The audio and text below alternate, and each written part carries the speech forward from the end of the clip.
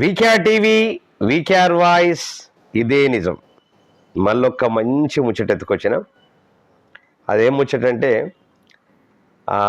North Korea, అంటే north Korea గురించి విస్తుపోయేటటువంటి నిజాలు మనం వెలుగు చూస్తున్నామని చెప్పేసి ఒక వార్త మనం చూస్తా ఉన్నాం. మరి ఆ దేశం నుంచి రహస్యంగా తీసుకొచ్చినటువంటి ఓ ఫోన్ను పరిశీలించగా ఇవి మాత్రం బయటపడ్డాయట. ఏంటి అవి?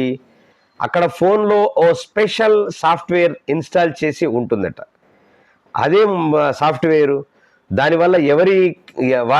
దానివల్ల వారు ఎవరితోనూ ప్రేమగా చాట్ చేయలేరని స్పష్టం అవుతుంది.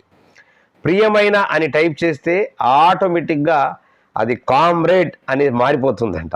మరి 5 నిమిషాలకు ఒకసారి దానికదే స్క్రీన్ షాట్ తీసుకుంటుంది.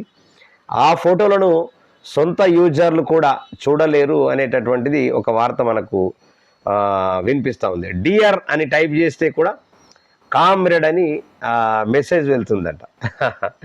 అంటే వాళ్ళు అక్కడ తీసుకునేటటువంటి ఫోన్లో ఫీచర్స్ కానీ అక్కడ ఉన్నటువంటి సాఫ్ట్వేర్ అదంతా కూడా అది ఫిక్స్ చేసి ఉన్నట్లు మనకు తెలుస్తూ ఉన్నది.